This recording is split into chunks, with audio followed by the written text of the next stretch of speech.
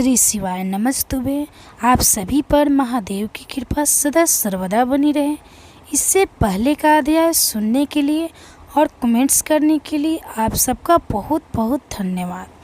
आज सुनिए शिव महापुराण कथा में आगे का वृत्तांत। संत कुमार जी कहते हैं, महर्षि, जब उस दूत ने शंखचूड़ के पास जाकर विस्तार पूर्वक शिव जी का वचन कह सुनाया तथा तत्व उनके अर्थात निश्चय को भी प्रकट किया, तब उसे सुनकर प्रतापी दानव आज शंखचूड़ ने भी प्रसन्नतापूर्वक युद्ध को ही स्वीकार किया। फिर तो वह तुरंत ही मंत्रियों सहित रथ पर जा बैठा और उसने अपनी सेना को शंकर जी के साथ युद्ध करने का आदेश दे दिया। इधर अखिलेश्वर जी शिव जी ने भी तत्काल ही अपनी सेना को और देवों को आगे बढ़ने की आज्ञा दी और स्वयं भी लीलावश युद्ध के लिए सनद हो गए। फिर तो शीघ्र ही वह युद्ध भी आरंभ हो गया। उस समय नाना प्रकार के रणवादी बजने लगे, वीरों के शब्द और कोलाहल चारों ओर गूंज उठे। मुने इस प्रकार देवताओं और दानवों का परस्पर युद्ध होने लगा। उस समय वे दोनों सेनाएं धर्मपूर्वक जूझने लगी। स्वयं महेंद्र वृषपर्वा के साथ लड़ने लगे और वृषचिति के साथ सूर्य का धर्म युद्ध होने लगा। विष्णु दंभ के साथ भीषण संग्राम करने लगे। कलासर से काल, गोकर्ण से अग्नि, कालके से कुबेर, मय से विश्वकर्मा, भयंकर से मृत्यु, संहार से कालप से वरुण, चंचल से वायु, घट सृष्टि से बुध, रता से शनीश्वर, रत्नसार से जयंत, वर्चा गणों से वसुगण, दोनों तृप्ति मानों से, दोनों अश्विनी कुमार, धूर्म से नलकुर, धूर्धन से धर्म गणका से मंगल शोभा करके वैशानन पीटल मत गो का मुख चूर्ण खंडक किया। ध्रुम संगर प्रतापी विश्व और पालस नामक सूरों से बहु आदित्य धर्म पूर्वक युद्ध करने लगे। इस प्रकार शिव जी की सहायता के लिए आए हुए अमरों का असुरों के साथ युद्ध होने लगा।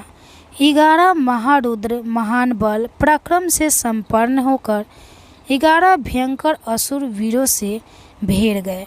उग्र और चंडाल महामन राहु के साथ चंद्रमा और शुक्राचार्य के साथ बृहस्पति धर्म युद्ध करने लगे।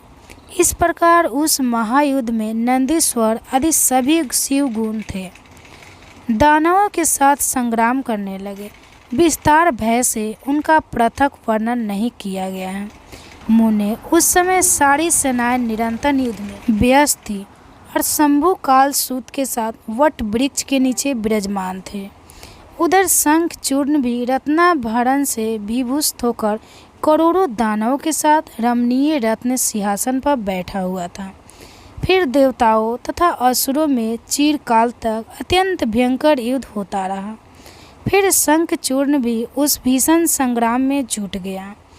इसी बीच महाबली वीर वीरभद्र समर भूमि में बलशाली शंखचूर्ण से जा भिड़े। उस युद्ध में दानवराज जिन अस्त्रों की वर्षा करता था, उनको वीरभद्र खेली खेल में अपने बाणों से काट डालते थे। व्यास जी इसी समय देवी भद्रकाली ने भी समर भूमि में जाकर बड़ा भयंकर सिंह नाद किया। उनके उस शब्द को सुनते ही सभी दानव मूर्छित हो गए।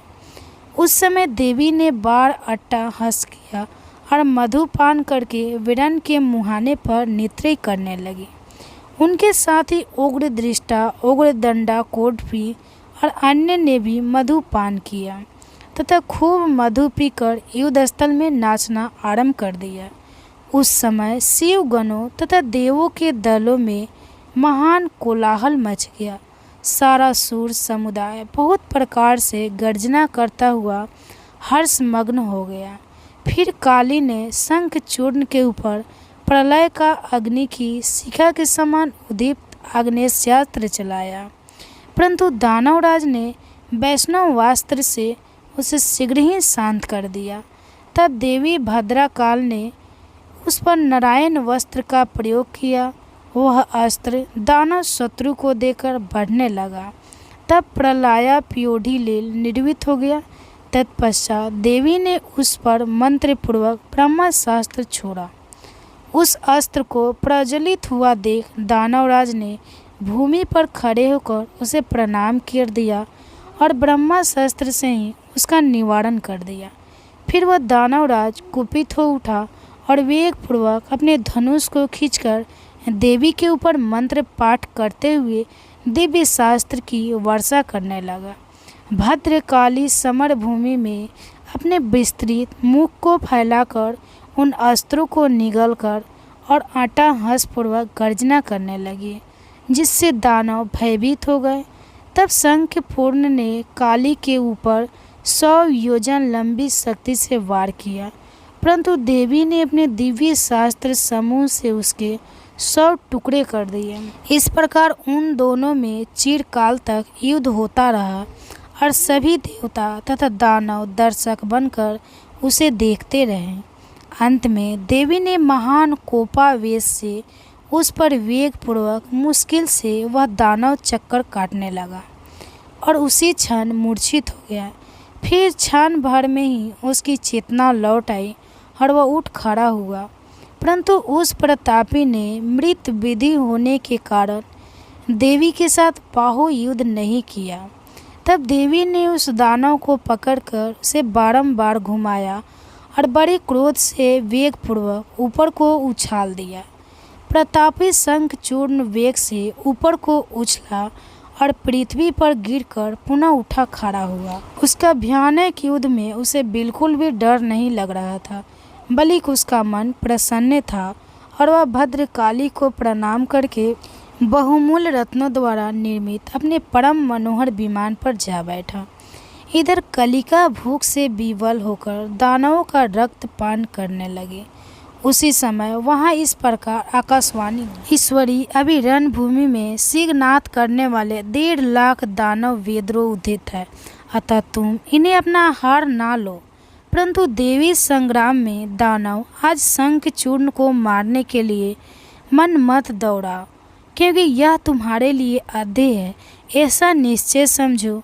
आकाशवाणी द्वारा कहे हुए वचन को सुनकर देवी भद्रकाली ने बहुत से दानवों का मांस भक्षण करके उनका रक्तपान किया और फिर वे शिव जी के निकट चले गए। वहां उन्होंने पूर्वा पर के क्रम के से द्वारा वृत्तांत कह सुनाया। व्यास जी ने पूछा, हे बुद्धिमान संत कुमार जी, काली का वह कथन सुनकर महेश्वर ने उस समय क्या कहा और कौन सा कार्य किया, उसे भी आप वर्णन करने की कृपा करें, क्योंकि मेरे मन में उससे सुनने की तीव्र इच्छा जाग उठी है। संत कुमार जी कहते हैं, मुन्ने, शंभु तो जीवों के कल्याणकर्ता परमेश्वर और बड़े लीला विहारी है। वे काली द्वारा कहे हुए वचन को सुनकर उन्हें आश्वासन देते हुए हंसने लगे। फिर वे खुद ही अपने गणों को साथ लेकर युद्ध भूमि की ओर चले। उस समय में वहाँ महावृषभ नंदीश्वर पर सवार थे और उन्हीं के समान पराक्रमी वीरभद्र, भैरव और क्षेत्रपाल आदि उनके साथ थे। रणभूमि में पहुंचकर महेश्वर ने वीर रूप धारण कर लिया। उस समय उन रुद्र की बड़ी शोभा हो रही थी और वे मूर्तिमान काल से दिख रहे थे। जब शंखचूर्ण की दृष्टि शिव जी पर पड़ी, तब वह विमान से उतर पड़ा और परम भक्ति के साथ दंड की तरह पृथ्वी पर लौटकर अपने सिर के बल उन्हें प्रणाम किया। इस प्रकार नमस्कार करने के बाद वह तुरंत ही अपने विमान पर जा बैठा और कवच धारण करके उसने धनुष बाण उठा लिया। फिर तो दोनों ओर से बाणों की झड़ी लग गई। यह व्यर्थी बाण वर्षा करने वाले शिव और शंखचूर्ण का वह उग्र युद्ध सैकड़ों वर्षों तक चलता रहा। अंत में युद्ध स्थल में शंखचूर्ण का वध करने के लिए महाबली महेश्वर ने सहसा अपना वह त्रिशूल उठाया, जिसका निवारण करना बड़े बड़े तेजस्वी के लिए भी अशक्य है। तब तत्काल ही उसका निषेध करने के लिए इस प्रकार आकाशवाणी हुई, शंकर, मेरी प्रार्थना सुनिए और इस समय इस त्रिशूल को मत चलाइए।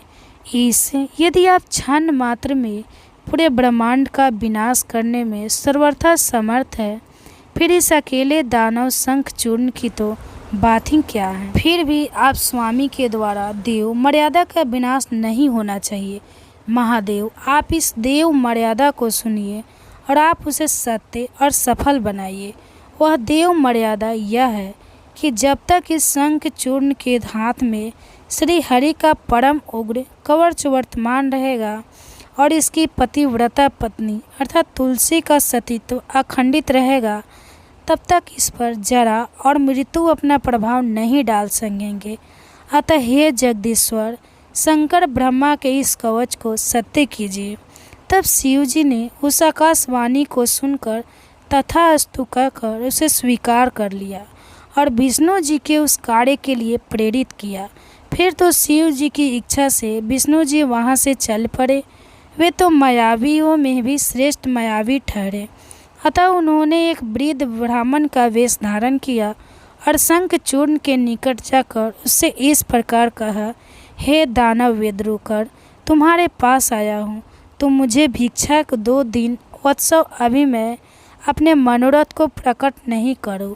जब तुम देना स्वीकार कर लोगे तब पीछे मैं उसे बताऊंगा और तब तुम उसे चूर्ण कर देना। ब्राह्मण की बात सुनकर राजेंद्र शंख चूर्ण का मुख और नेत्र प्रसन्नता से खिल उठा।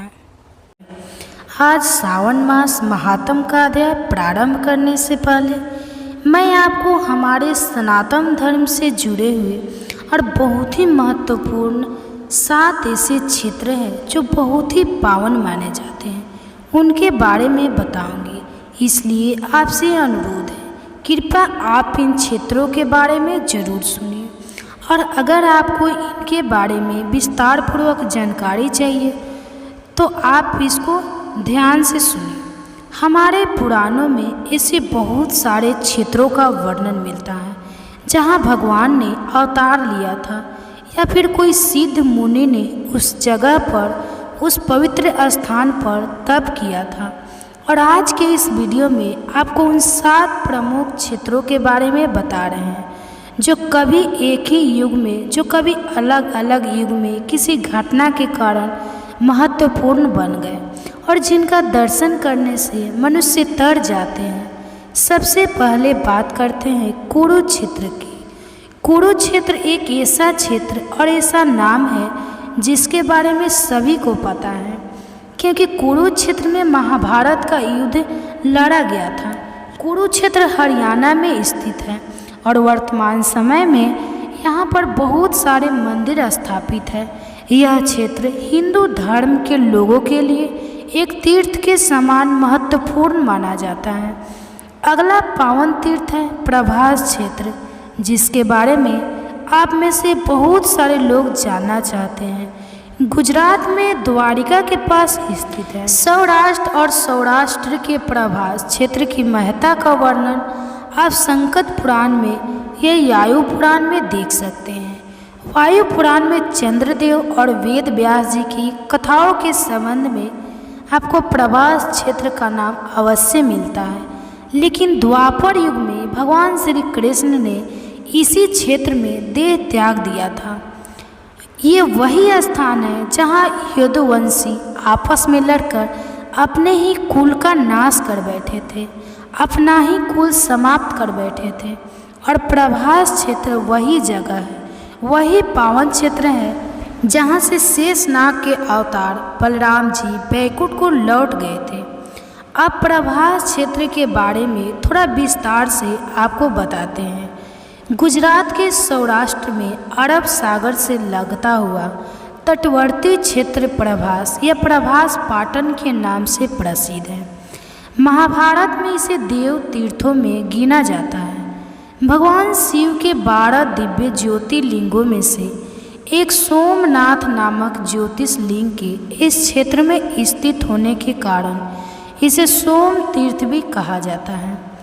महाभारत के आदि पर्व के अनुसार इसी तीर्थ में स्वयं भगवान श्री कृष्ण ने भी तपस्या की थी। तीर्थ यात्रा के अवसर पर यही अर्जुन की भेंट भगवान श्री कृष्ण से हुई थी। कहा जाता है कि इस क्षेत्र में अग्नि का वास है। इस तीर्थ के सेवन अर्थात दर्शन और स्नान से मनुष्य को अति रात्र और अग्नि अष्टोम यज्ञ का फल मिलता है। तीर्थ यात्रा के समय अपने भाइयों सहित धर्मराज युधिष्ठिर भी यहाँ आए थे। यह पुण्य क्षेत्र पाप नाशक माना जाता है। महाभारत युद्ध के लगभग 36 वर्ष बाद इसी तीर्थ में यदुवंशी आपस में लड़ पड़े थे, जिसमें लगभग सारे यदुवंशियों का विनाश हुआ था। और लौकिक आख्यान के अनुसार इस गृह युद्ध में करोड़ों यदुवंशी मारे गए थे। धीरे धीरे इसने भयानक युद्ध का रूप ले लिया था।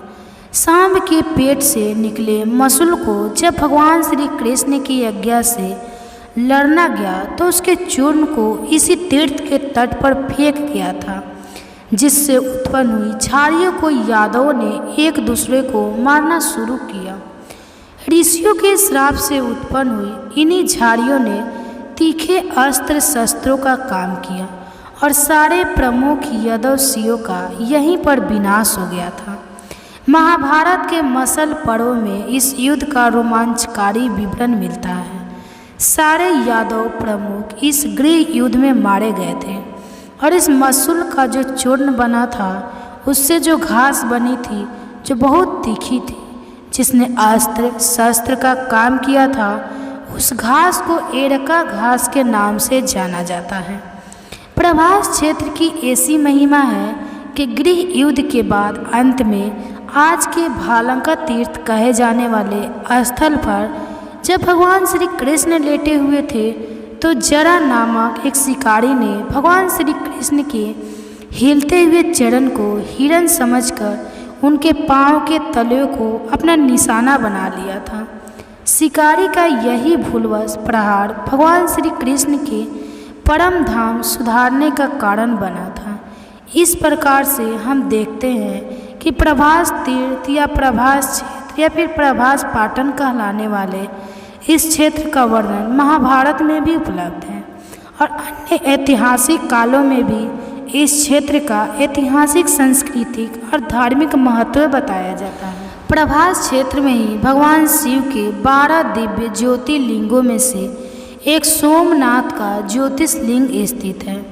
पौराणिक मान्यताओं के अनुसार क्षय रोग से ग्रस्त चंद्रमा ने यही भगवान शिव की आराधना करके स्वास्थ्य लाभ प्राप्त किया था और उन्हें क्षय रोग से मुक्ति मिली थी। यह तो थी प्रभास क्षेत्र के विषय में जानकारी। आप जानिए भृगु क्षेत्र के बारे में अपने पौराणिक कथाओं में। भृगु क्षेत्र का नाम तो सुना ही होगा। गुजरात का बड़ो ही प्राचीन काल का भृगु क्षेत्र है, जिसे आज हम भारत के नाम से जानते हैं। पुराने समय में वह भृगु क्षेत्र ही कहलाता था। बहुत सारे ऐसे पावन तीर्थ है, ऐसी पवित्र जगह है जिनके नाम वर्तमान समय में लिया जा चुका है। इस कारण से हमें उन नामों की अच्छे से जानकारी नहीं होती है। भृगु की तपस्थली है, यानी कि महर्षि भृगु ने वहीं पर तप किया था। गुजरात में नर्मदा नदी और समुद्र तट के संगम पर स्थित है। भृगु क्षेत्र यह वही स्थान है जहाँ सतयुग में राजा बलि ने अश्वमेध यज्ञ किया था। अगला पावन तीर्थ है क्षेत्र जिसे आप सभी जानते होंगे। बिहार राज्य के बोध गया के महत्व से तो हम सभी परिचित हैं। हमारे सनातन धर्म में पितरों की मुक्ति के लिए बोध गया में पिंडदान का विशेष महत्व बताया गया है। क्षेत्र का नाम बोध गया भगवान बुद्ध के अवतरण के बाद पड़ा है, क्योंकि इसी क्षेत्र में एक पीपल के वृक्ष के नीचे भगवान बुद्ध को ज्ञान की प्राप्ति हुई थी। अगला पावन तीर्थ है हरि क्षेत्र, जो कि बिहार में है। बिहार राज्य की राजधानी पटना के निकट में हरि क्षेत्र स्थित है। यह क्षेत्र गंगा, सरयू, गंडकी और सोन नदी का संगम क्षेत्र भी है। इस क्षेत्र के महत्व का उल्लेख वारा पुराण में भी मिलता है। रामायण के अनुसार इस क्षेत्र में ब्रह्मदेव के मानस पुत्र महर्षि पुलस ने तपस्या की थी और महर्षि पुलस जो थे वह रावण के दादा थे। अगला पावन तीर्थ है पुरुषोत्तम क्षेत्र, और पुरुषोत्तम क्षेत्र जगन्नाथपुरी और दक्षिण कटक के साथ बेकाटकुलम संकट पुराण में कहा गया है कि इस क्षेत्र में स्वयं नारायण भगवान पुरुष रूप में निवास करते हैं। इस क्षेत्र में रहकर समुद्र जल में स्नान कर ध्यान और पूजन करने से भक्त को मोक्ष की प्राप्ति हो जाती है। और सबसे अगला क्षेत्र है नैमिष क्षेत्र, जिसे हम नैमिषारण्य तीर्थ भी कहते हैं। नैमिष क्षेत्र उत्तर प्रदेश के सीतापुर जिले के पास स्थित है। गोमती नदी के तट पर पूर्व दिशा में सीतापुर से लगभग 40 किमी की दूरी पर स्थित यह वही क्षेत्र है जहाँ पर भगवान श्री राम ने अश्वमेघ यज्ञ संपन्न किया था। नैमिष क्षेत्र का नाम ऋषियों की तपोभूमि होने के कारण पड़ा। हजारों ऋषि मुनियों के ज्ञान चक्षु इस क्षेत्र में तपस्या करके खोले थे। नैमिष शब्द निमिष से बना है, जिसका अर्थ होता है नेत्रों की आभा। तो यह थी प्रभास क्षेत्र सहित अन्य पावन तीर्थों की जानकारी। उम्मीद है आपको आपके प्रश्नों के उत्तर मिल गए होंगे। अगर आपको जानकारी अच्छी लगी हो तो आज के वीडियो के कमेंट बॉक्स में आप ज़रूर बताइए। मंगलमय हो। भगवान शिव आप सबकी मनोकामना पूर्ण करें। आज सुनिए सावन मास महात्म में आगे की कथा। और इस वीडियो के लास्ट में भी हर बार की तरह एक कहानी आज आप सुनेंगे। भगवान शिव देवी पार्वती से कह रहे हैं, हे पार्वती, अब श्राद्ध के विषय में मैं कुछ जरूरी बातें बताऊंगा, ध्यानपूर्वक सुनो।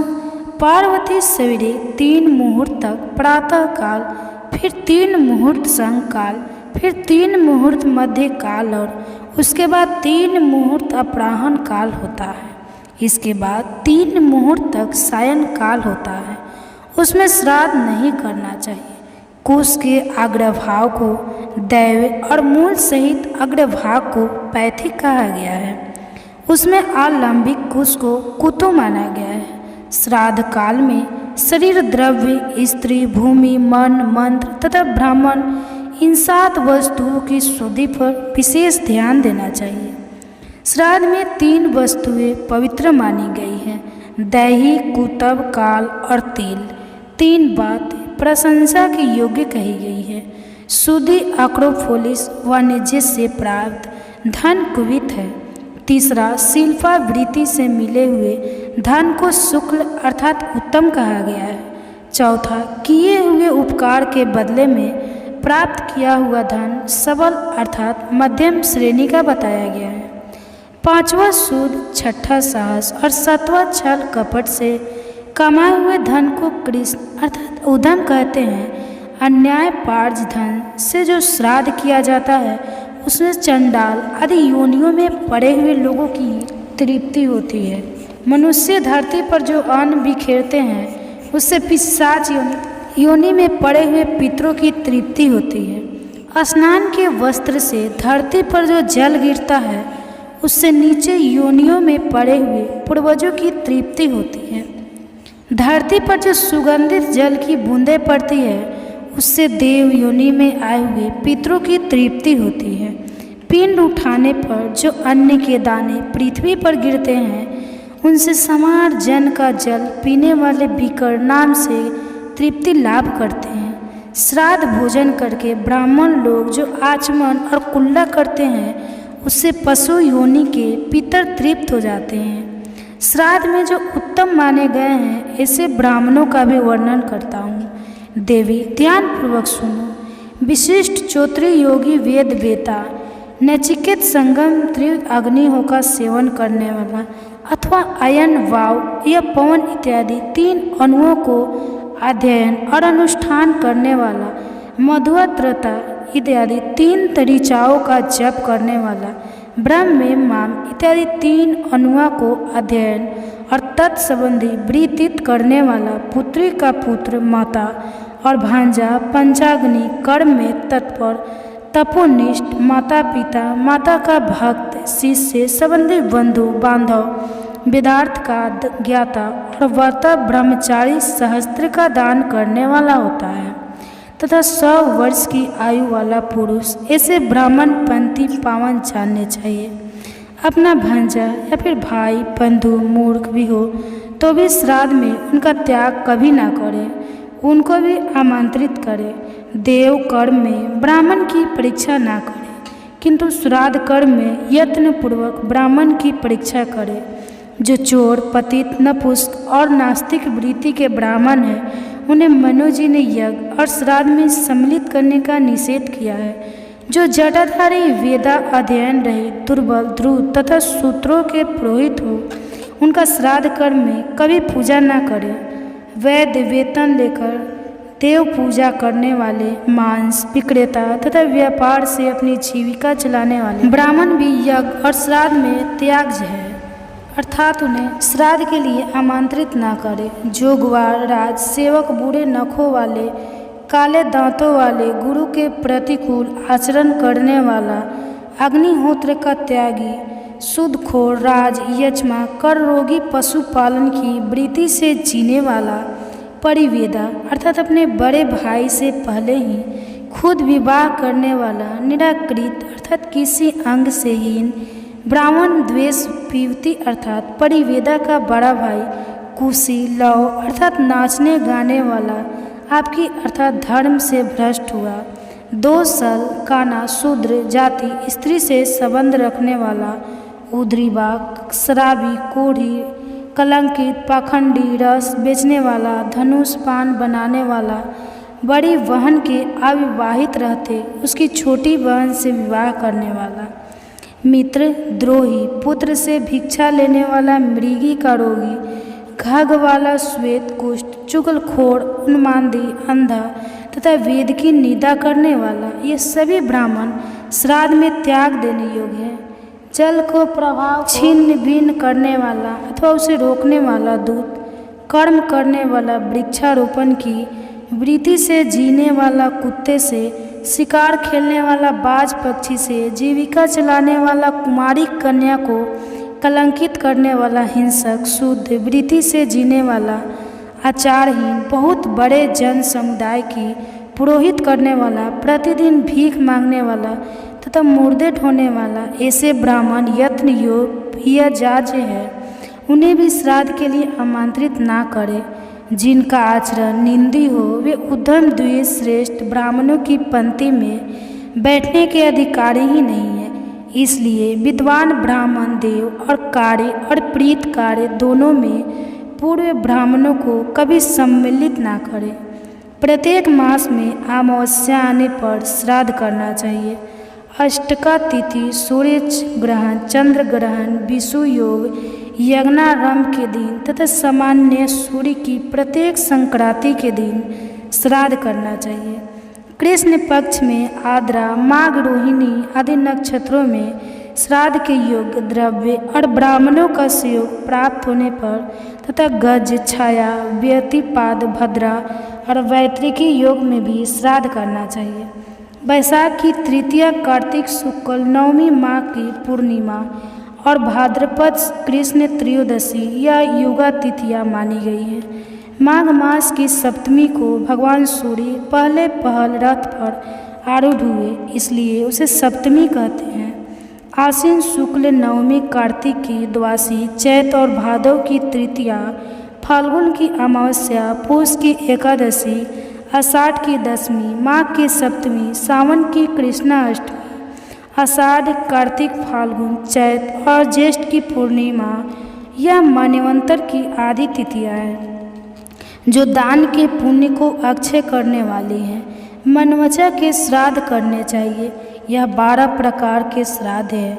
नित्य, नम, श्री श्राद्ध, पावनो श्राद्ध, शुद्धि श्राद्ध, कर्मा श्राद्ध, दैविक श्राद्ध, छाया श्राद्ध और दृष्टि श्राद्ध। और इन सब में भी सावत्सर अर्थात छाया श्राद्ध श्रेष्ठ माना गया है। प्रतिदिन किए जाने वाले श्राद्ध को नित्य श्राद्ध कहते हैं। उसमें विश्व देव की पूजा नहीं की जाती। अगर अन्य से श्राद्ध करने की शक्ति ना हो तो केवल जल से भी नित्य श्राद्ध किया जाता है। एक को दृष्ट श्राद्ध का नाम नैमत्र श्राद्ध है। अभिष्ट वस्तुओं की सिद्धि के लिए कामना रखकर जो श्राद्ध किया जाता है उसे काम्य श्राद्ध कहते हैं।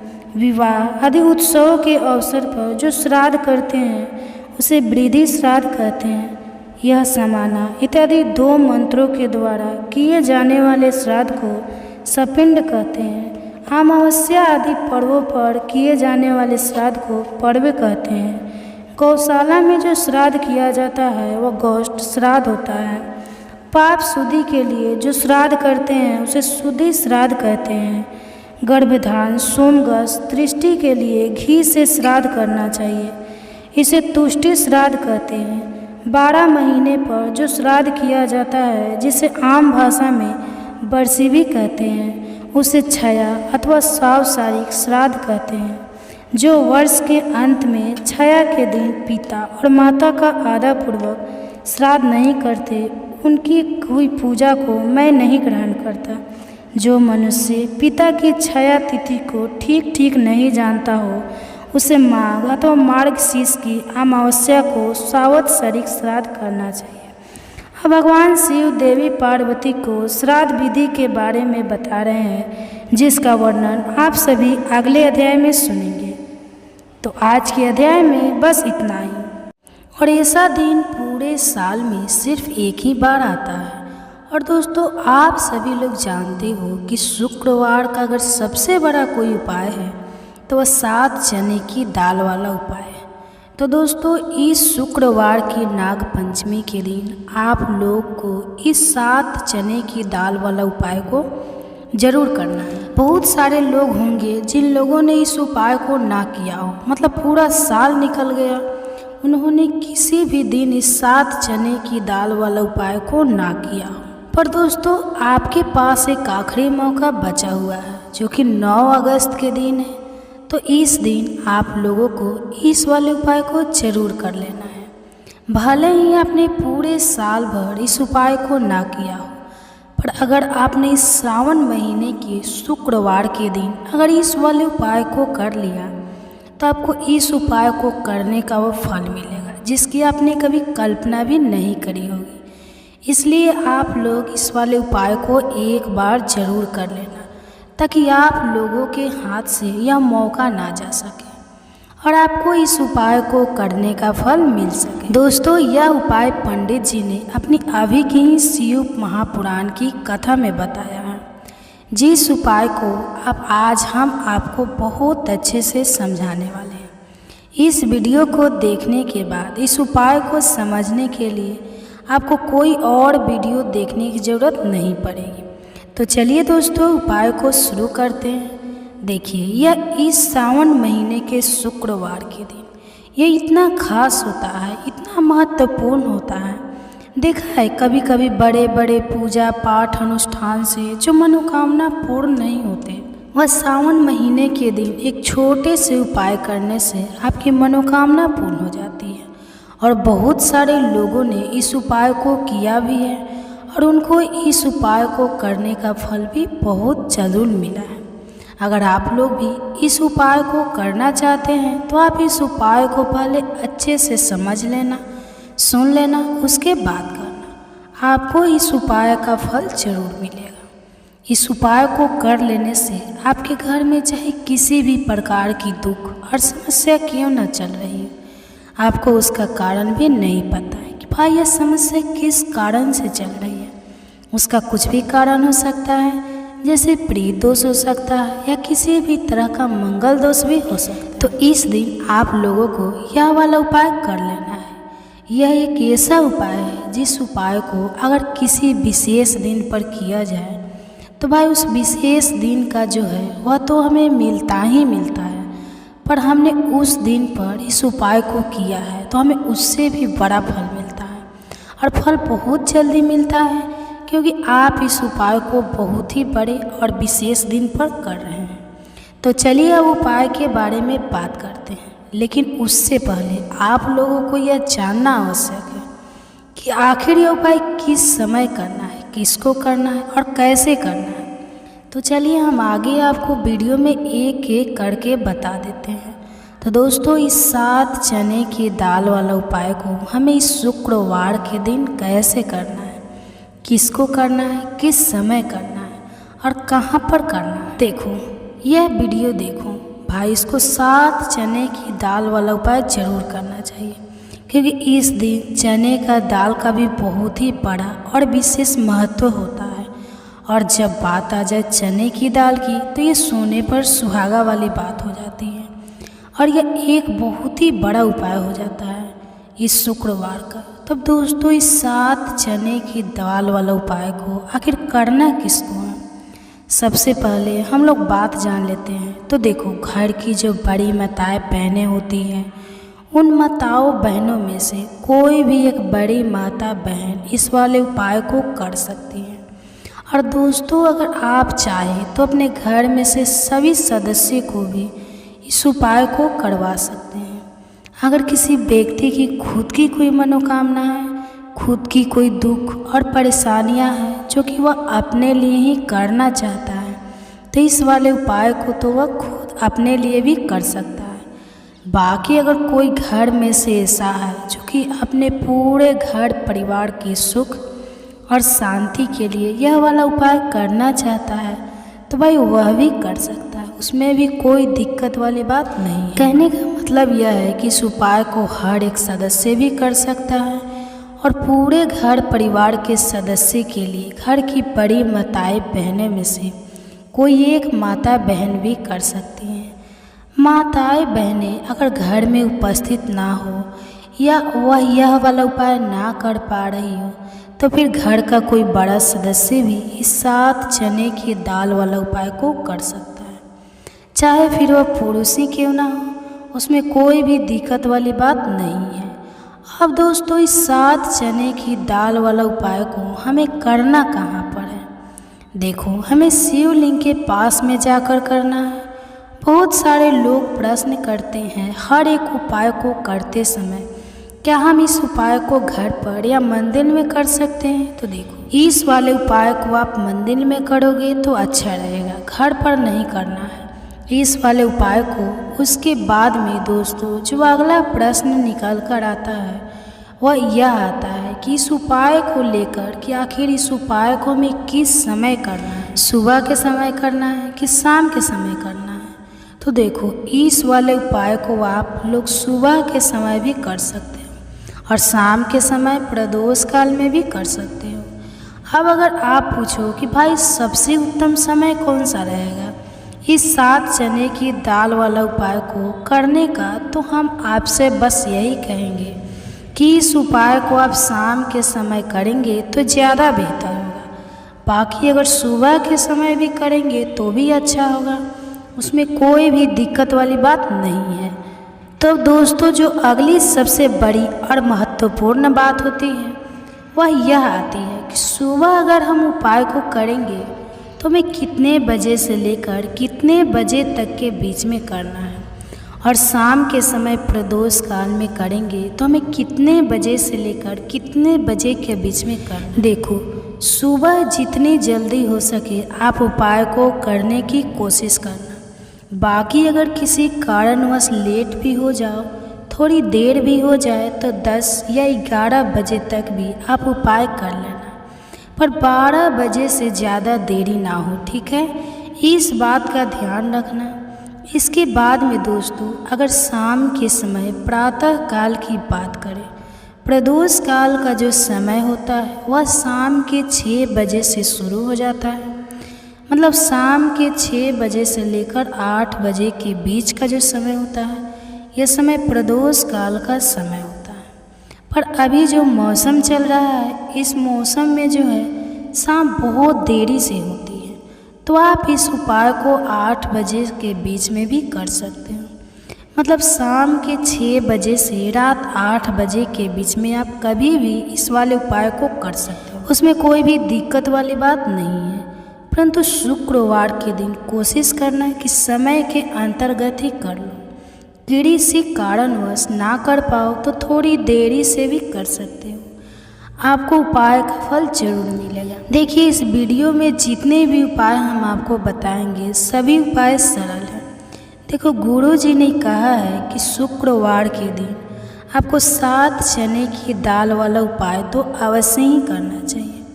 वीडियो के अंतिम में आपको उपाय बताया है जो आपको करना है। देखो, आगे बढ़ने से पहले वीडियो को एक लाइक जरूर करें।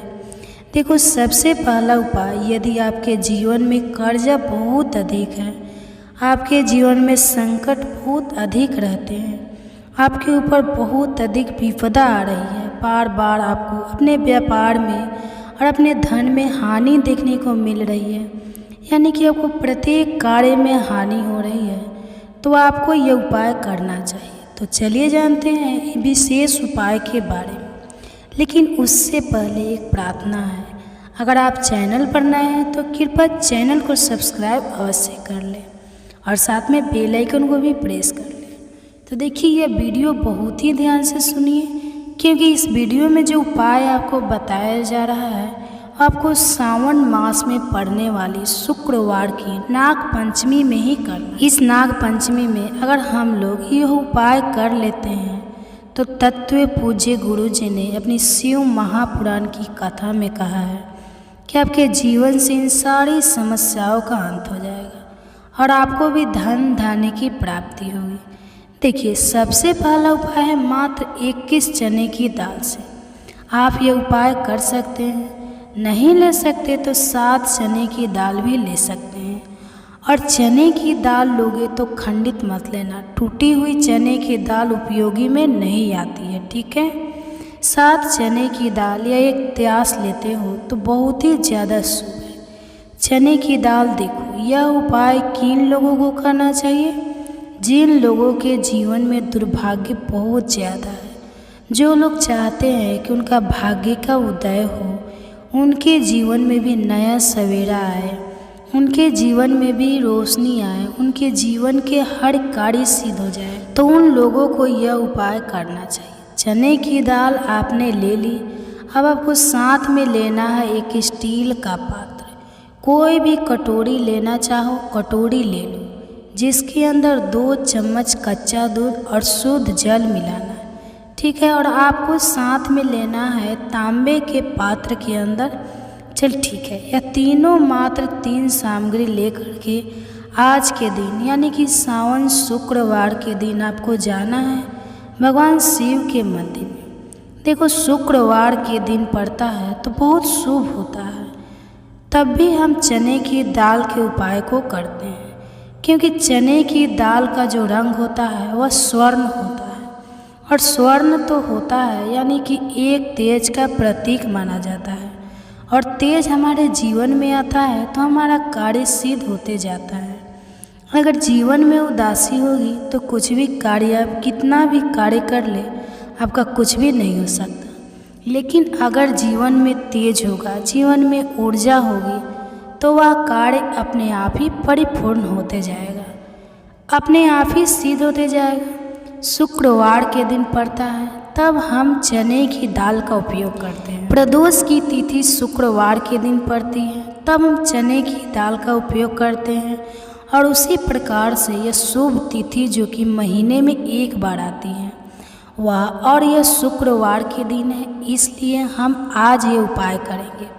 देखो करना क्या है, चने की दाल देखो आप क्या करोगे ना, सबसे पहले जो कच्चा दूध लेकर के आए हो उसके अंदर एक एक चने की दाल आपको डालना है। बृहस्पतिश्वर महादेव का स्मरण करते हुए बृहस्पति देव को मजबूत करते हैं। बृहस्पति देव जो होते हैं वह भाग्य का साथ देने वाले होते हैं, तो जीवन से दुर्भाग्य को दूर करने वाले, जिनकी किस्मत नहीं चमकती, भक्ति ना उनको गुरु ग्रह को मजबूत करना होता है।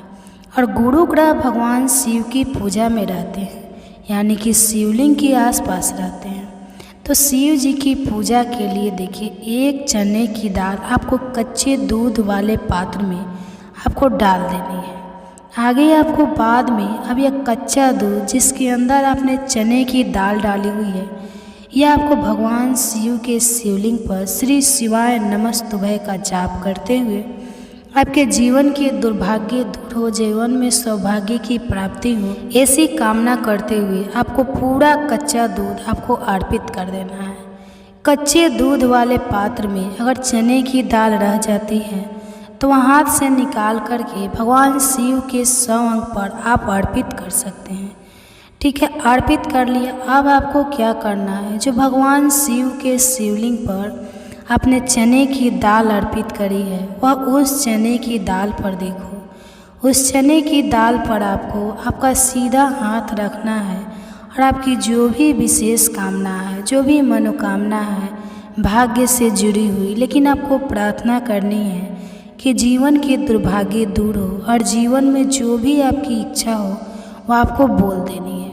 यह कामना करने के बाद हाथ हटाना और उसका जो कि पात्र के अंदर जो जल है वह जल भगवान शिव के शिवलिंग पर आपको श्री शिवाय नमस्तुभे का जाप करते हुए आपको अर्पित शिवाय नमस्तुभे। दोस्तों, क्या आप भी आपके घर की सुख शांति, संतान की कमी और धन की कमी या कर्ज से परेशान है, या आपका भाग्य आपका साथ नहीं दे रहा है, या आपके पितृ आपसे नाराज है और आपको लगता है कि आपके पितरों की वजह से आपके घर की सुख शांति में रुकावट आ रही है और आपके कार्य नहीं बन रहे हैं, तो दोस्तों 100 वर्षों बाद और 2024 की सबसे बड़ी तीज हरियाली तीज के दिन काले तिल से जुड़ा या आसान और असरदार चुक उपाय अगर आप कर लेते हैं तो आपकी कोई किस्मत चमक जाएगी और आपकी ज़िंदगी के हर रास्ते खुल जाएंगे और पितरों से जुड़ी जो भी समस्या है वह मात्र इस एक उपाय से हल हो जाएगी और आपको धनवान मालामाल होने से कोई नहीं रोक सकता और आपका जो भी मनोकामना है वह भी पूरी हो जाएगी। तो दोस्तों, इस बार 2024 का साल बहुत ही दिव्य और दुर्लभ संयोग लेकर आया है और इस बार 7 अगस्त को सबसे बड़ी तीज हरियाली तीज पड़ने जा रही है। और दोस्तों, इस दिन राजयोग काल सर्प दोष के साथ साथ धन लक्ष्मी योग भी बन रहा है, जिस वजह से इस तीज का बहुत अधिक महत्व बढ़ गया है और इस दिन काले तिल से जुड़ा यह उपाय कर लेने से आपकी सभी समस्याओं का अंत हो जाएगा। इसलिए दोस्तों, वीडियो को आखिरी तक जरूर देखें और अगर आप भी अपने जीवन में कृपा पाना चाहते हैं तो वीडियो को लाइक करके कमेंट्स में हर हर महादेव लिखना ना भूलें। तो दोस्तों, सनातन धर्म में भाद्र मास शुक्ल पक्ष तृतीया तिथि के दिन देश भर में हरियाली तीज का पर्व मनाया जाता है।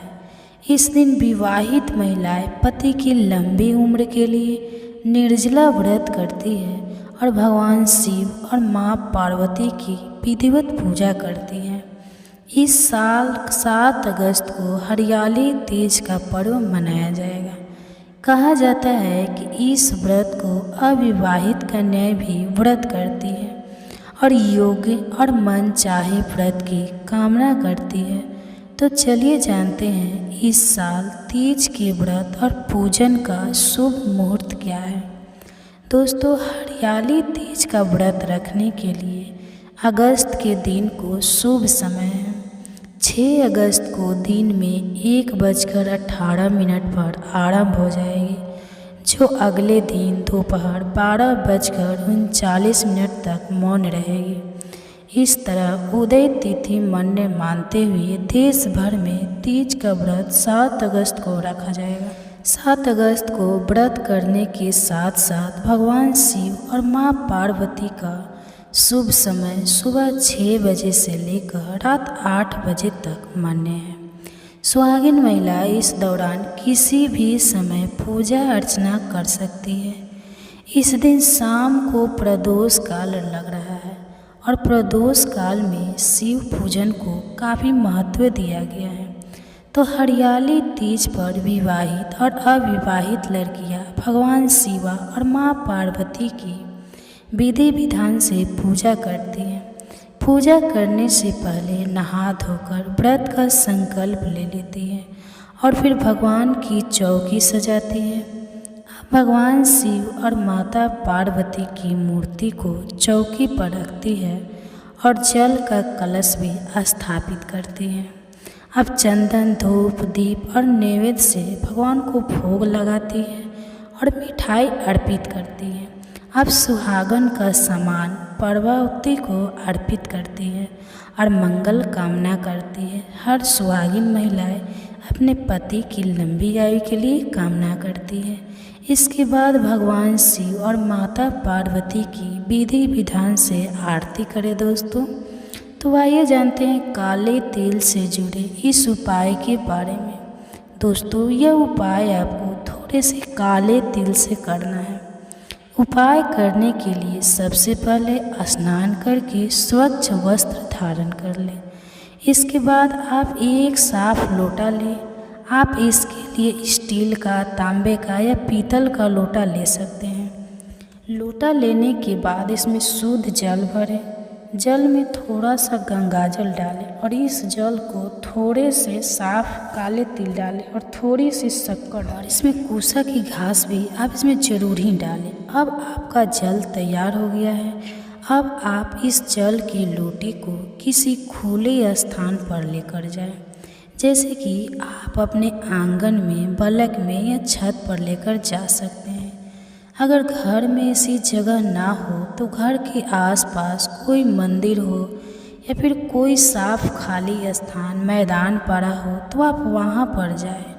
खुले स्थान पर पहुँचने के बाद अब आप दक्षिण दिशा की तरफ यानी कि साउथ की तरफ मुँह करके खड़े हो जाएं। दोस्तों, आपको ऐसे खड़ा होना है कि आपका मुख साउथ की तरफ होना चाहिए, यानी कि दक्षिण, और आपकी पीठ उत्तर दिशा की तरफ होनी चाहिए। दोस्तों, शास्त्रों के अनुसार दक्षिण दिशा में प्रीत लोग हैं। दक्षिण दिशा के स्वामी प्रीत देव हैं। पितरों का वास दक्षिण दिशा में समझा जाता है। इसलिए पितरों को प्रसन्न करने के लिए और पितरों का आशीर्वाद हासिल करने के लिए दक्षिण दिशा में पितरों को जल चढ़ाना चाहिए। जल चढ़ाने के लिए आप जल के पात्र को अपने दोनों हाथों में अपने सिर तक उठाएं। अब आप इस पात्र से इस जल को प्रीत देव को अर्पित करें। जल चढ़ाते समय आप प्रीत देव को इस मंत्र का जाप करते रहें। मंत्र इस तरह है: ओम प्रीत देवताओं। आपको इस मंत्र का जाप करते हुए धीरे धीरे पितरों को जल अर्पित करना है।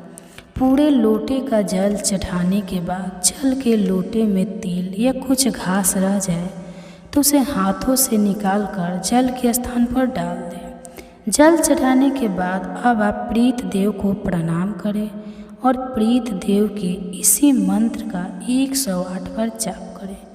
तो मंत्र हम बता दिए दोस्तों, आप खड़े होकर या फिर बैठकर कर सकते हैं। और अपने जहाँ जल चढ़ाया है, अगर आप इतनी देर रुककर मंत्र का जाप नहीं कर सकते तो आप पहले प्रीत देव को प्रणाम करें और सभी कष्टों, संकट और प्रीत दोष से मुक्ति की प्रार्थना करने के पश्चात अब आप अपने घर पर किसी साफ स्थान पर बैठकर दक्षिण दिशा की तरफ मुँह करके इस मंत्र का 100 बार जाप कर सकते हैं।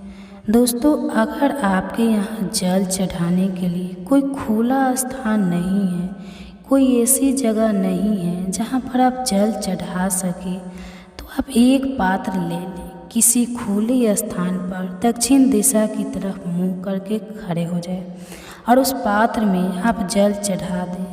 पात्र में जल चढ़ाने के बाद आप पात्र के जल को किसी साफ स्थान पर लगे हुए पेड़ पौधे की जड़ में डाल दें। दोस्तों, जल चढ़ाते समय इस बात का ध्यान रखें कि पितरों को जल अर्पित किया है, उस जल पर पैर ना चढ़ाए। जल चढ़ाते समय अगर पैरों पर छींटे आ जाए तो उसे दोष नहीं लगता, परंतु चढ़ाया हुआ जल चलना नहीं चाहिए। इस उपाय को परिवार के सभी सदस्य कर सकते हैं। इस उपाय को महिलाएं, कन्याएं भी कर सकती हैं, परंतु ध्यान रखें पीरियड्स के दौरान इस उपाय को आप ना करें। दोस्तों, पितरों की इस प्रसन्नता के लिए हरियाली तीज के दौरान आप इस उपाय को जरूर ही करें। इस उपाय को करने से देव का आशीर्वाद हासिल होता है। आपके पितर और प्रसन्न होंगे और आपको अपना आशीर्वाद देंगे, और जिन पर उनके पितर प्रसन्न होते हैं उन्हें सभी देवी देवताओं का भी आशीर्वाद हासिल होता है और प्रीत दोष से मुक्ति मिलती है। बिगड़े काम बनने लगते हैं, हर क्षेत्र में सफलता मिलती है, हर जीवन में खुशहाली आती है। तो दोस्तों, उपाय आपको दिन के समय करना है, यानी कि इस उपाय को आप संध्या काल के बाद ना करें। हो सके तो इस उपाय को दोपहर 12 बजे से लेकर 1 बजे के बीच में करें, क्योंकि यह समय प्रीत का समय होता है। समझा जाता है इसी समय प्रीत देव अपने घर आते हैं। पितरों को प्रसन्न करने के लिए प्रीत पक्ष के दौरान इस बात का भी विशेष ध्यान रखें कि प्रीत पक्ष के दौरान आप किसी भी तरह की कोई पार्टी का आयोजन ना करें, किसी भी तरह की पूजा पाठ का अनुष्ठान का आयोजन ना करें। कोई भी शुभ कार्य जैसे कि विवाह, मुंडन, उपनयन, संस्कार, सगाई या फिर किसी सम्मान को खरीदना, वाहन खरीदना या गृह प्रवेश इत्यादि कार्य बिल्कुल भी ना करें। पितृपक्षाला नहीं पहना है तो उन वस्त्रों को भी हरियाली तीज के दौरान ना पहने। हरियाली तीज के दौरान खुशबू की चीज़ें, सौंदर्य प्रसाधन कम से कम इस्तेमाल करें। हो सके तो बिल्कुल भी इस्तेमाल ना करें। प्रीत पक्ष के दौरान मांस, मदिरा और प्याज लहसुन से दूर रहें। इस दौरान नाखून ना काटे, बाल ना काटे और दाढ़ी मूछ भी ना बनाएं। लड़ाई झगड़ा भूल कर भी ना करें। इसके साथ ही इस बात का विशेष ध्यान रहे कि हरियाली तीज के दौरान आपके द्वार पर कोई भी कुछ मांगने आता है तो आप उसे कुछ ना कुछ जरूर ही दें, क्योंकि समझा जाता है प्रीत पक्ष के दौरान प्रीत किसी भी रूप में आ सकते हैं। इसलिए आप अपने घर से किसी भी व्यक्ति को खाली हाथ ना लौटाएं। हरियाली तीज के दौरान पितरों की प्रसन्नता के लिए इन सभी बातों का भी विशेष ध्यान रखें। तो दोस्तों आइए जानते हैं तीज व्रत के महत्वपूर्ण नियम।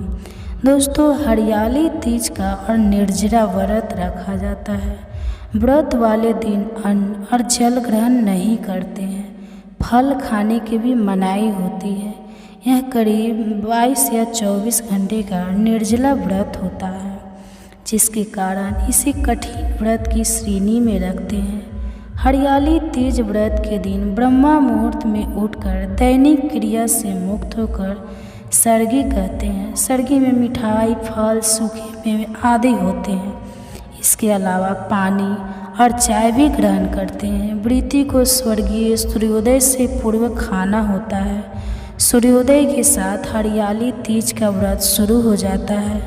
हरियाली तीज की पूजा में मिट्टी से बनी माता पार्वती और भगवान शिव की मूर्तियाँ की पूजा करते हैं। दोस्तों यह जो मंगलवार है सावन महीने में पड़ने वाला सबसे बड़ा मंगलवार है, क्योंकि आषाढ़ महीने के बाद सावन का मंगलवार पड़ रहा है, जिसका बहुत ही बड़ा और विशेष महत्व होता है।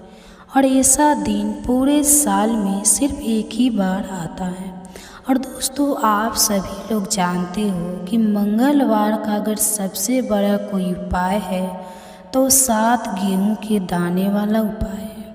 तो दोस्तों इस सावन के मंगलवार के दिन आप लोगों को इस 7 गेहूं के दाने वाला उपाय को जरूर करना है।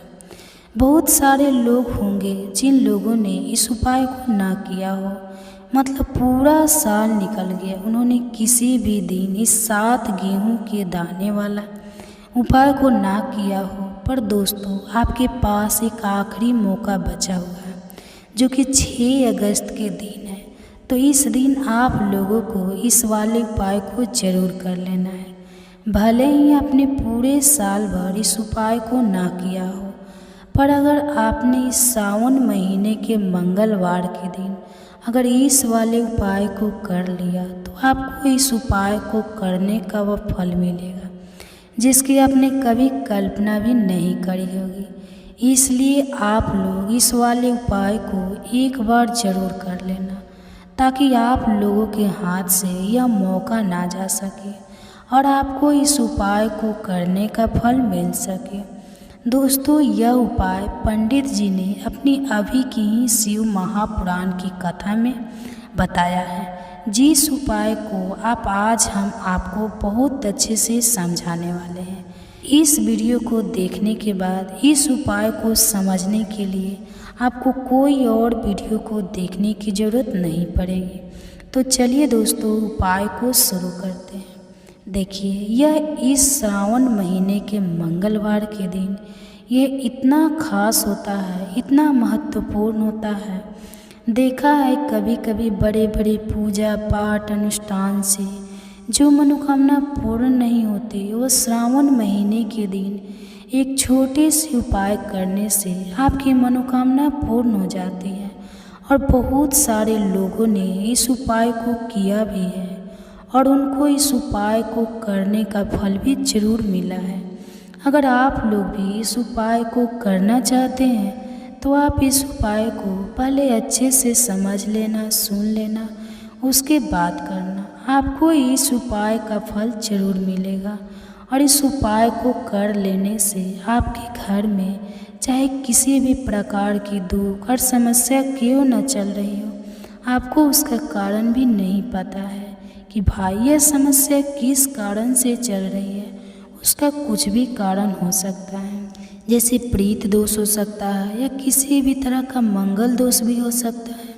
तो इस दिन आप लोगों को यह वाला उपाय कर लेना है। यह एक ऐसा उपाय है जिस उपाय को अगर किसी विशेष दिन पर किया जाए तो भाई उस विशेष दिन का जो है वह तो हमें मिलता ही है। पर हमने उस दिन पर इस उपाय को किया है तो हमें उससे भी बड़ा फल मिलता है और फल बहुत जल्दी मिलता है, क्योंकि आप इस उपाय को बहुत ही बड़े और विशेष दिन पर कर रहे हो। तो चलिए अब उपाय के बारे में बात करते हैं, लेकिन उससे पहले आप लोगों को यह जानना आवश्यक है कि आखिर ये उपाय किस समय करना है, किसको करना है और कैसे करना है। तो चलिए हम आगे आपको वीडियो में एक एक करके बता देते हैं। तो दोस्तों, इस 7 गेहूं के दाने वाला उपाय को हमें इस मंगलवार के दिन कैसे करना है, किसको करना है, किस समय करना है और कहाँ पर करना है, ये सारे सवालों के जवाब आपको इस वीडियो में मिल जाएंगे। और यह वीडियो देखेंगे भाई को 7 गेहूं के दाने वाला उपाय जरूर करना चाहिए, क्योंकि इस दिन गेहूं का भी बहुत ही बड़ा और विशेष महत्व होता है। तो यह सोने पर सुहागा वाली बात हो जाती है और यह एक बहुत ही बड़ा उपाय हो जाता है इस मंगलवार का। तो अब दोस्तों, इस 7 गेहूं के दाने वाला उपाय को आखिर करना किसको है, सबसे पहले हम लोग यह बात जान लेते हैं। तो देखो, घर की जो बड़ी माताएं बहनें होती है, उन माताओं बहनों में से कोई भी एक बड़ी माता बहन इस वाले उपाय को कर सकती है। और दोस्तों, अगर आप चाहें तो अपने घर में से सभी सदस्यों को भी इस उपाय को करवा सकते हैं। अगर किसी व्यक्ति की खुद की कोई मनोकामना है, खुद की कोई दुख और परेशानी है जो कि वह अपने लिए ही करना चाहता है इस वाले उपाय को, तो वह खुद अपने लिए भी कर सकता है। बाकी अगर कोई घर में से ऐसा है जो कि अपने पूरे परिवार के लिए सुख और शांति के लिए ये वाला उपाय करना चाहता है तो वह भी कर सकता है, उसमें भी कोई दिक्कत वाली बात नहीं है। कहने का मतलब यह है कि इस उपाय को हर एक सदस्य भी कर सकता है और पूरे घर परिवार के सदस्य के लिए घर की बड़ी माताओं बहनों में से कोई एक माता बहन भी कर सकती हैं। माताएं बहनें अगर घर में उपस्थित ना हो या वह वहाँ वाला उपाय न कर पा रही हो तो फिर घर का कोई बड़ा सदस्य भी इस 7 गेहूं के दाने वाला उपाय को कर सकता है, चाहे फिर वह पुरुष ही क्यों ना हो, उसमें कोई भी दिक्कत वाली बात नहीं है। दोस्तों, उपाय को हमें करना कहाँ पर है, देखो हमें शिवलिंग के पास में जाकर करना है।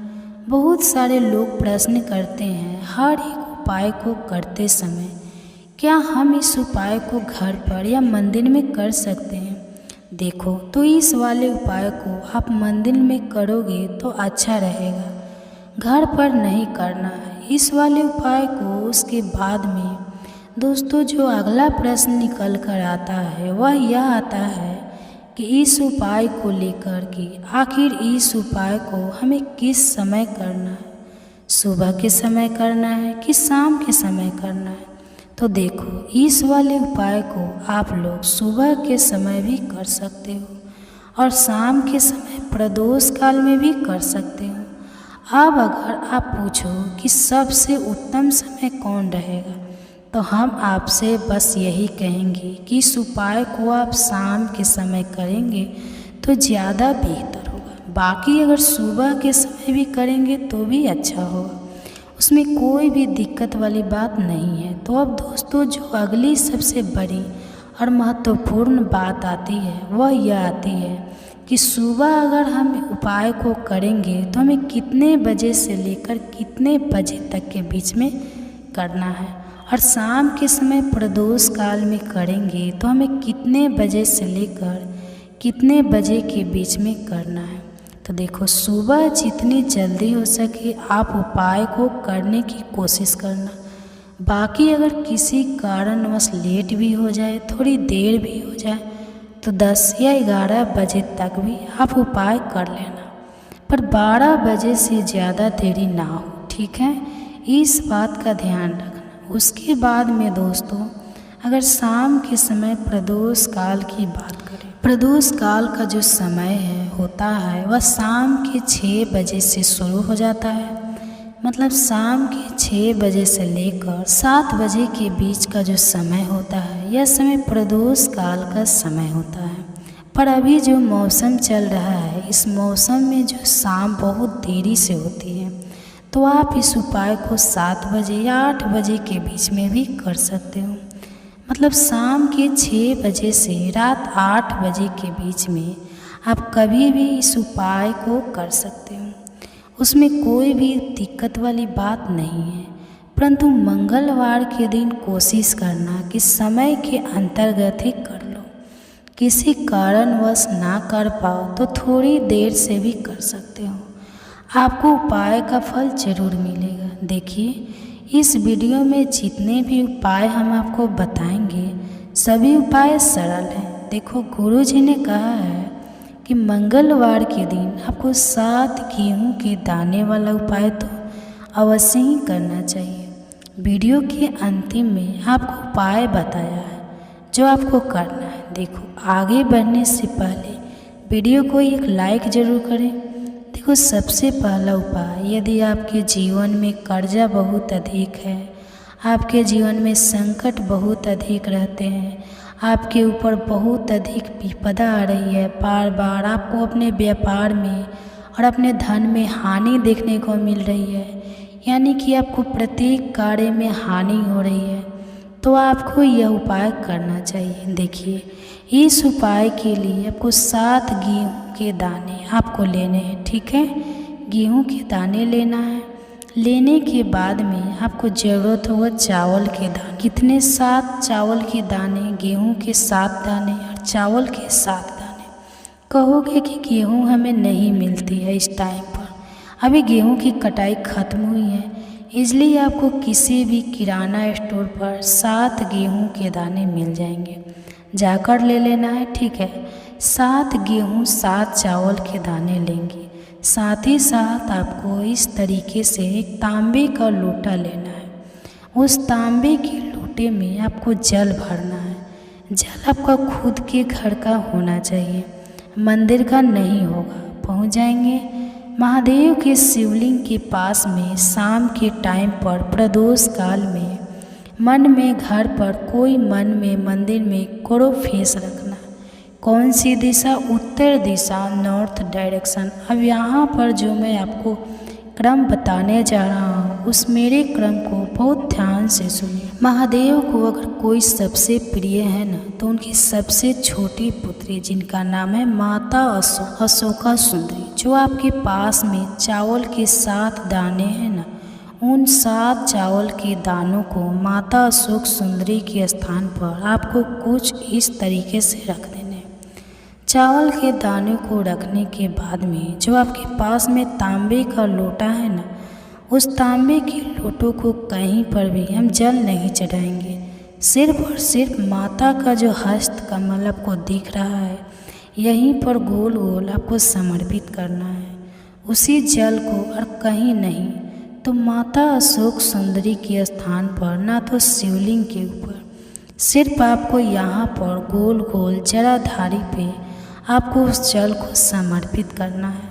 अब आपके पास में बचे हुए 7 गेहूं के दाने, तो अब बचे कि नहीं बचे, उन्हीं 7 गेहूं के दाने को आपको अपनी मनोकामना अपने विशेष कहते हुए महादेव के शिवलिंग के ऊपर अगर आप प्रदोष के दिन प्रदोष काल में कर देते हैं तो आपकी जो भी मनोकामनाएं होगी, जो भी विशेष होगी, महादेव पूरी जरूर करते हैं।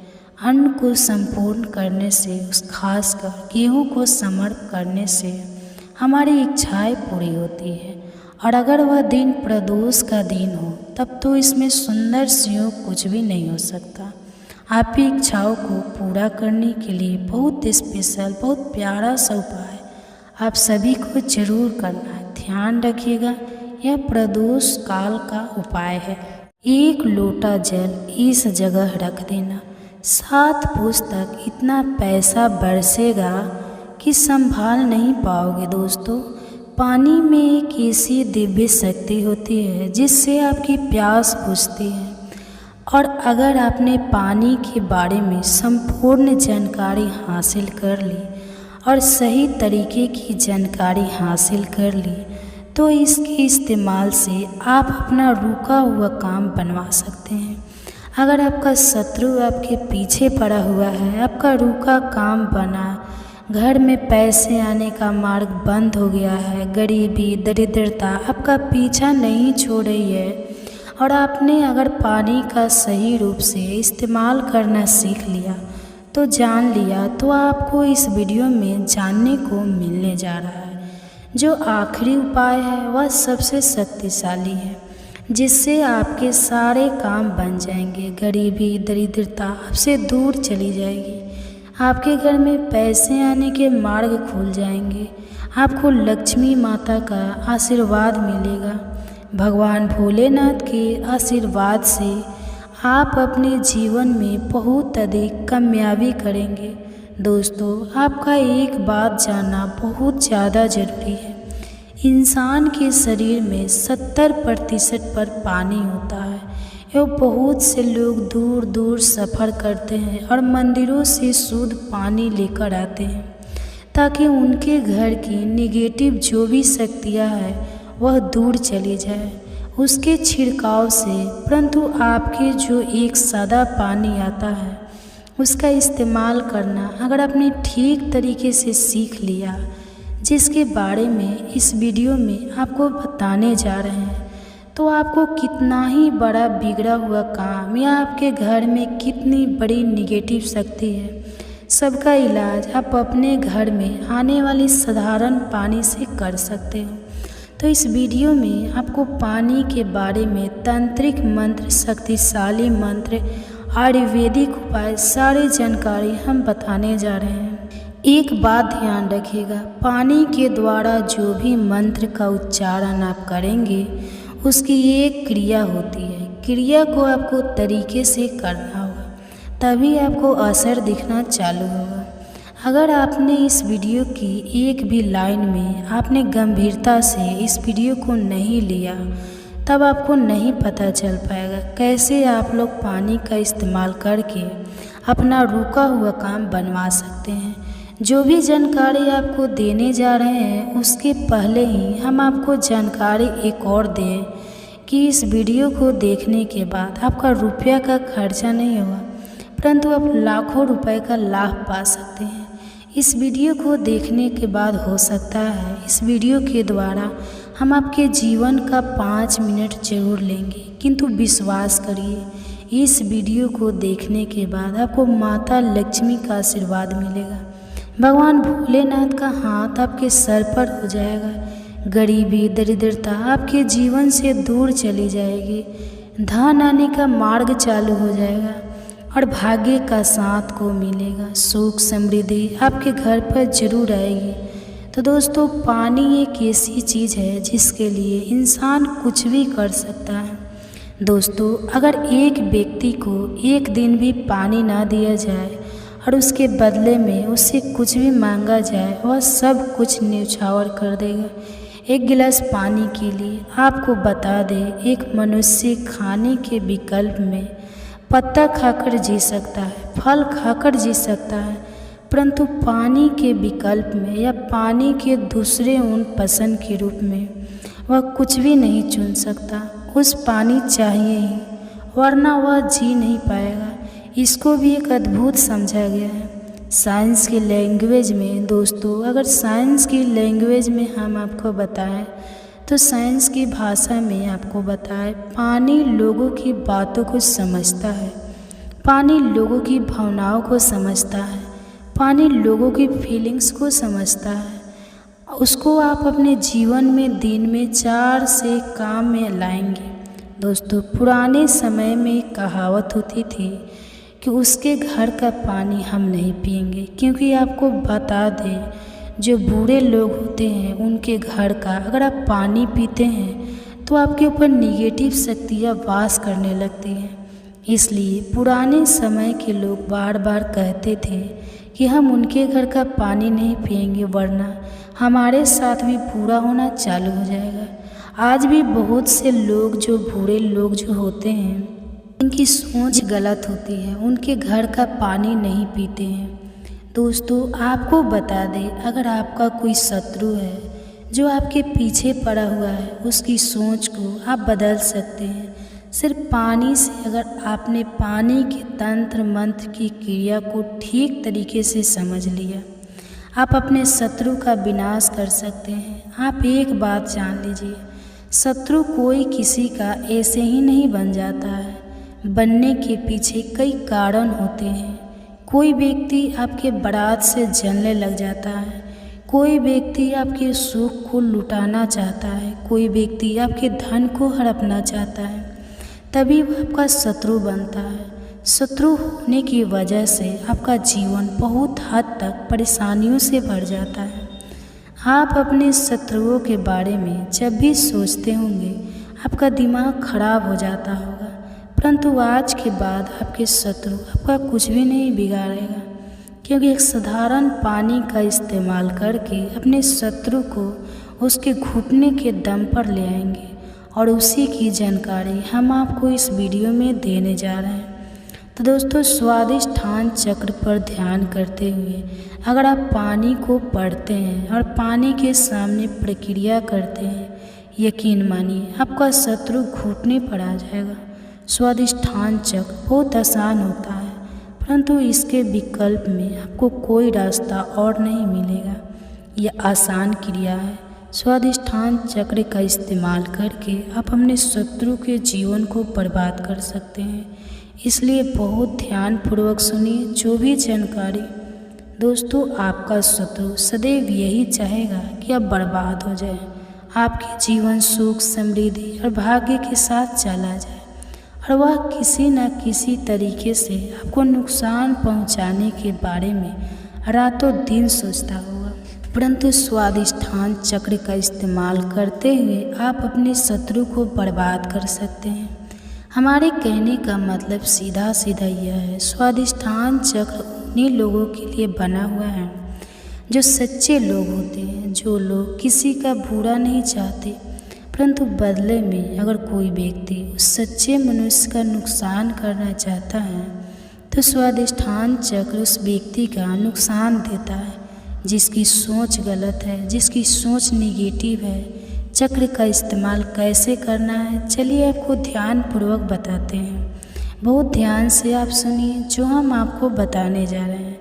परंतु उससे पहले आप अगर चाहते हैं कि शिव भगवान का आशीर्वाद मिले, तो कमेंट बॉक्स में एक बार ज़रूर लिखिए हर हर महादेव। दोस्तों, वीडियो लाइक करना मत भूलिए और चैनल सब्सक्राइब कर लीजिए। अगर आप इस तरीके के हर तंत्र मंत्र की विद्या के बारे में जानना चाहते हैं तो कमेंट बॉक्स में एक बार जरूर लिखिए। अब आप कम समय नष्ट ना करते हुए आपको सरल भाषा में बता दें, स्वादिष्ठान चक्र का अगर आपको उपाय करना है और चाहते हैं कि आपका शत्रु बर्बाद हो जाए तो आपको एक तांबे का गिलास लेना होगा। ध्यान रखिएगा, स्टील और कांच का गिलास मत लीजिएगा, यह चेतावनी है, वरना स्वादिष्ठान चक्र का जो प्रकोप होगा वह आप पर भी आ सकता है। अगर आपके पास तांबे का गिलास नहीं है और आप मिट्टी के गिलास के कर सकते हैं तो यह बहुत अच्छा विकल्प है। आपको कुछ भी नहीं करना है, आपको इस गिलास को लेना है और इसमें पानी पूरी तरह से भर लेना है। इसमें अपनी को देखना है। ध्यान रखिएगा, जब स्वादिष्ठान चक्र का आप लोग ध्यान लगा रहे हो, आपके पैर में चप्पल ना हो, आप नंगे पांव जमीन पर खड़े हो, मतलब धरती से आपका पांव छूना चाहिए, धरती से आपका पांव कनेक्ट होना चाहिए। स्वादिष्ठान चक्र आधे घंटे तक स्मरण करना होगा, बोलना होगा। यह प्रक्रिया सिर्फ आपको 7 दिन करनी है, सुबह और शाम 7 बजे से पहले, शाम को 7 बजे के बाद। यह क्रिया अगर आपने कर ली, आधे घंटे तक आपको करना है। यह 7 दिन तक आप यकीन मानिए, जो आपका शत्रु है ना, वह आपके नाम से भी डरने लग जाएगा। अगर वह आपके बारे में गलत करने के लिए प्रयास करेगा, उसकी बर्बादी चालू हो जाएगी। आपको बता दें, आपके बारे में सोच सोच के घबराना चालू हो जाएगा और आप जब भी देखिएगा अपना रास्ता बदल लेगा। स्वादिष्ठान चक्र हिंदू पुराणों के हिसाब से शत्रुओं के लिए सबसे खतरनाक चक्र समझा गया है। स्वादिष्ठान चक्र का उपाय बहुत सावधानी पूर्वक आप लोग करिएगा। दोस्तों ध्यान रखिएगा, तांबे की लोटी और मिट्टी का जो भी गिलास होता है, उसी में आप लोग इस ध्यान लगाइएगा। स्वादिष्ठान चक्र का उपाय करके आप अपने शत्रु को पूरी तरह से बर्बाद कर सकते हैं। सबसे पहले आप लोग एक बात जान लीजिए कि बहुत से लोग ऐसे होते हैं जो यह सोचते हैं कि स्वादिष्ठान चक्र का इस्तेमाल करके हमने नेक आदमी का जीवन बर्बाद कर सकते हैं। तो आपको बता दें, स्वादिष्ठान चक्र कभी भी ऐसा नहीं करता कि किसी भी नेक जीवन को बर्बाद करे। स्वादिष्ठान चक्र सिर्फ बना हुआ है शत्रु की बर्बादी के लिए, नेगेटिव ताकतों को रोकने के लिए। इसलिए अगर आप लोग चक्र का इसलिए इस्तेमाल कर रहे होंगे कि आप एक भले इंसान का जीवन बर्बाद कर दें, तो ध्यान रखिएगा, वह कभी भी ऐसा नहीं करेगा। परंतु अगर कोई भी इंसान आपके पीछे पड़ा होगा, आपको बर्बाद करना चाहता होगा, तो स्वादिष्ठान चक्र उसकी बर्बादी कर दे। दोस्तों सावन गुरुवार की रात, दोस्तों इसी रात किया जाने वाला पंडित जी द्वारा बताया गया 1 लोटा जल वाला उपाय आप लोगों को जरूर करना चाहिए, क्योंकि दोस्तों यह एक ऐसा उपाय है जो कि इस उपाय को करने के बाद आपको पूरे कोई उपाय को करने की ज़रूरत नहीं है, क्योंकि सबसे बड़ा और सबसे नया ये उपाय पंडित जी ने अपनी अभी की कथा में ही बताया है, जिस उपाय को आज हम आपको बहुत अच्छे से समझाने वाले हैं। तो इस वीडियो को देखने के बाद इस उपाय को समझने के लिए आपको कोई और वीडियो को देखने की ज़रूरत नहीं पड़ेगी। तो चलिए दोस्तों उपाय को शुरू करते हैं। देखिए, यह गुरुवार दिन इतना खास होता है, इतना महत्वपूर्ण होता है। देखा है कभी कभी बड़े बड़े पूजा पाठ अनुष्ठान से जो मनोकामना ना पूर्ण होता है ना, वो 8 अगस्त 2024 मतलब कि गुरुवार के दिन एक छोटे से उपाय करने से ही आपकी मनोकामना पूर्ण हो जाती है। और बहुत सारे लोगों ने इस उपाय को किया भी है और उनको इस उपाय को करने का फल भी जरूर मिला। अगर आप लोग भी इस उपाय को 8 अगस्त 2024 मतलब कि गुरुवार के दिन करना चाहते हैं, तो आप इस उपाय को पहले अच्छे से समझ लेना, सुन लेना, उसके बाद करना। आपको इसका फल जरूर मिलेगा और इस उपाय को कर लेने से आपके घर में चाहे किसी भी तरह की दुख और समस्याओं क्यों न चल रही हो, आपको उसका कारण भी नहीं पता है कि भाई यह समस्या किस कारण से चल रही है। उसका कुछ भी कारण हो सकता है, जैसे प्रेत दोष हो सकता है या किसी भी तरह का मंगल दोष भी हो सकता है, और भी बहुत तरह के दोष होते हैं, कुछ भी हो सकता है। पर आपको इस उपाय को करने के लिए अपने दोष को पता लगाने की भी ज़रूरत नहीं है, क्योंकि 8 अगस्त 2024 मतलब कि सावन गुरुवार के दिन इस 1 लोटा जल और हल्दी वाला उपाय को आप लोगों को जरूर कर लेना है। यह एक ऐसा उपाय है जिस उपाय को अगर किसी विशेष दिन पर किया जाए तो भाई उस विशेष दिन का जो है वह तो फल हमें मिलता ही मिलता है, पर हमने उस दिन पर इस एक लोटा जल वाला उपाय को किया तो हमें उससे भी बड़ा फल मिलता है और फल बहुत जल्दी मिलता है, क्योंकि आप इस उपाय को बहुत ही बड़े और विशेष दिन पर कर रहे हो। क्योंकि 8 अगस्त को 2024 मतलब कि सावन गुरुवार बहुत ही ज़्यादा बड़ा होता है। इसलिए दोस्तों आज की इस वीडियो में हम आप लोगों को एक लोटा जल वाला उपाय समझाएंगे, जिस उपाय को करने से अगर आपकी किसी भी तरह की मनोकामना है, किसी भी तरह की दहक और परेशानी है, सबसे ज़्यादा समस्याएं आपके जीवन में ही है, अगर आपको धन हासिल नहीं हो पा रहा है, रुपए पैसे की आपके घर में लगातार दिक्कतें परेशानियां चलती चली आ रही हैं, आपका व्यापार नौकरी अगर अच्छे से नहीं चल रहे हैं, जिसकी वजह से घर में लगातार आर्थिक समस्याएं बनी रहती है, घर का कोई ना कोई सदस्य अगर बीमार रहता है, आपस में एक दूसरे से लड़ाई झगड़ा होता रहता है, किसी की अगर बनती नहीं है, तो पूज्य गुरु जी ने कहा है कि जब आपके जीवन में ऐसी परिस्थितियां आ जाए कि आप एक एक रुपए खर्च करने से पहले कई कई बार सोचने लगे तो हो आपको धन हासिल अगर नहीं हो पा रहा है, तो आपको सिर्फ और सिर्फ एक लोटा जल वाला उपाय गुरुवार के दिन से शिवलिंग के सामने एक ऐसा विशेष उपाय करना है जो आपकी इन सारी समस्याओं को सिर्फ 7 दिन के अंदर ही समाप्त कर देगा। तो चलिए जानते हैं इन विशेष उपायों के बारे में।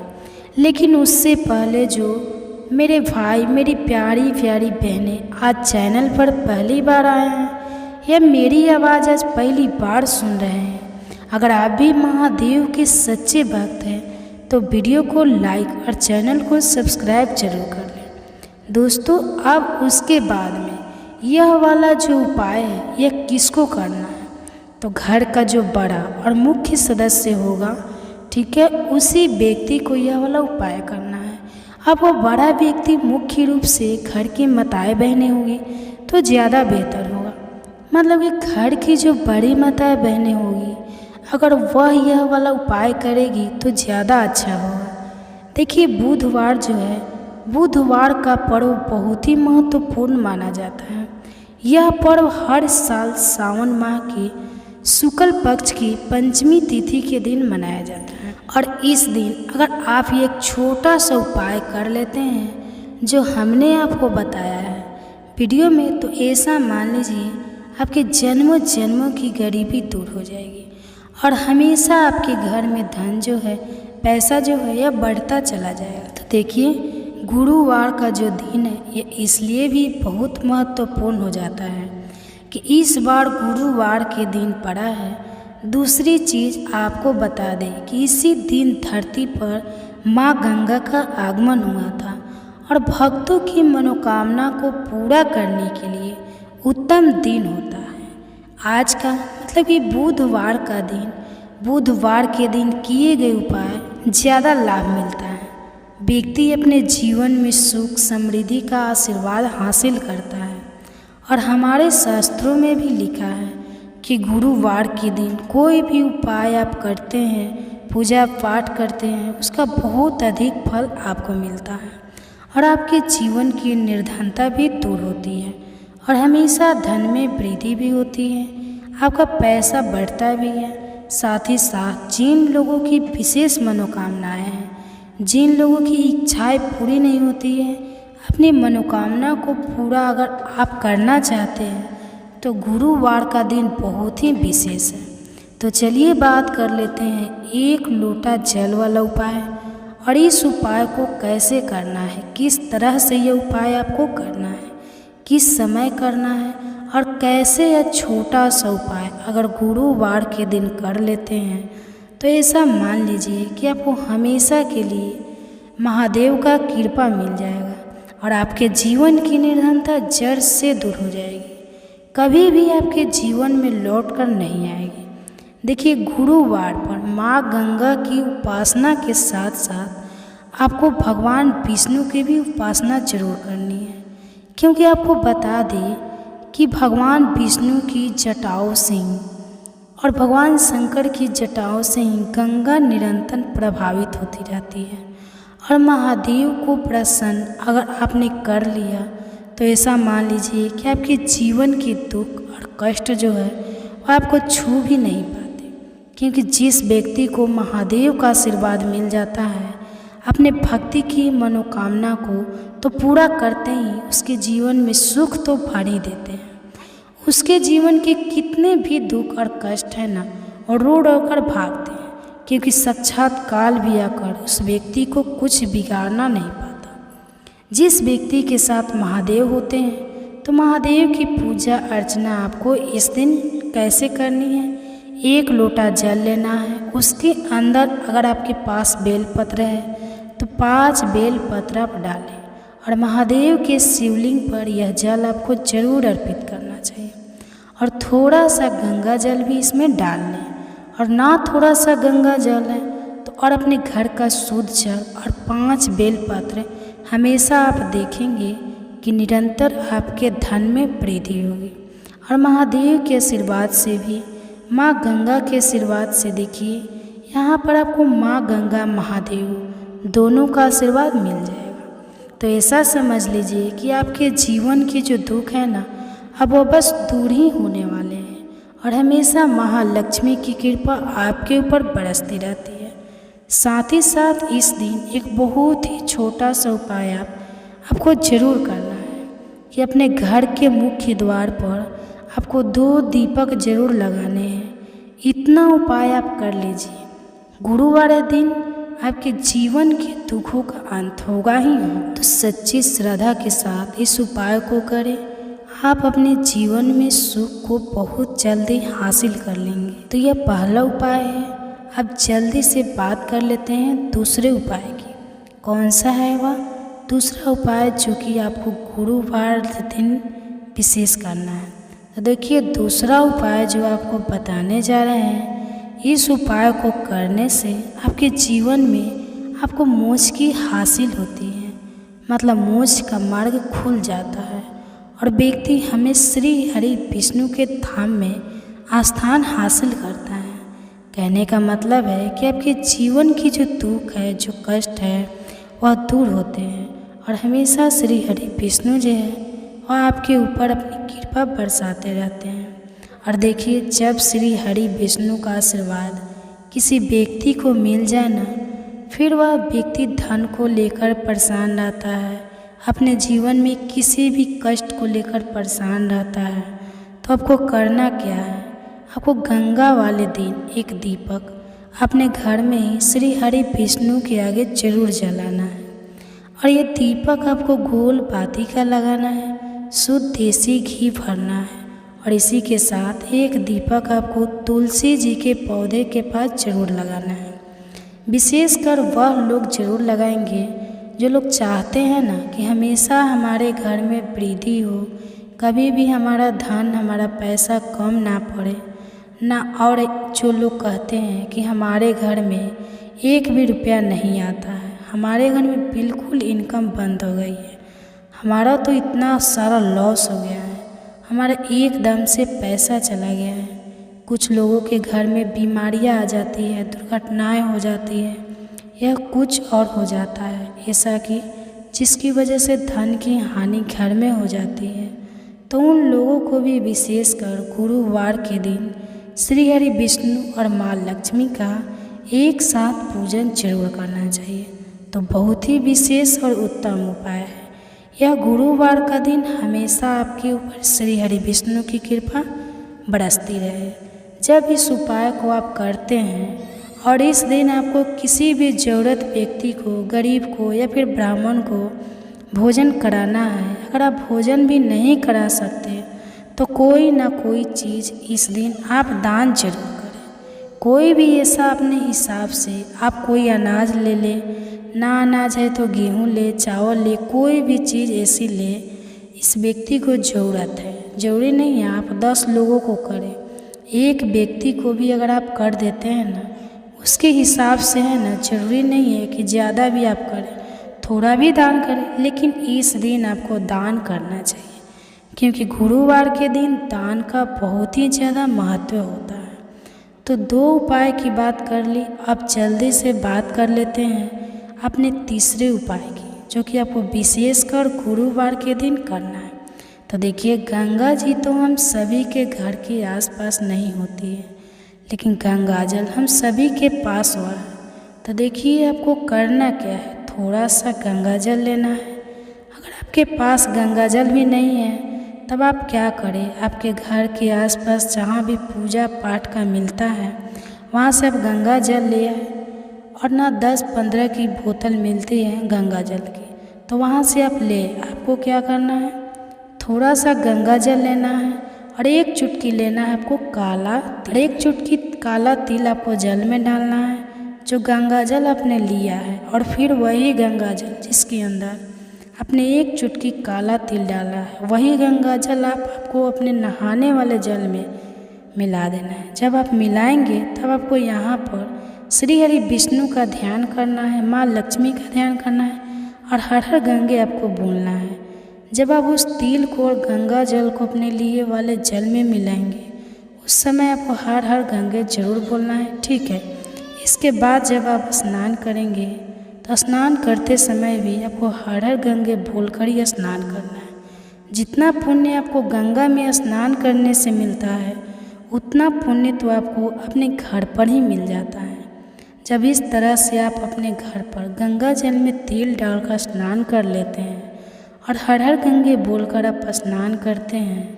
अब बात करेंगे उन लोगों की जिनके घर के आसपास पूजा पाठ की भी दुकान नहीं होती। तो ऐसे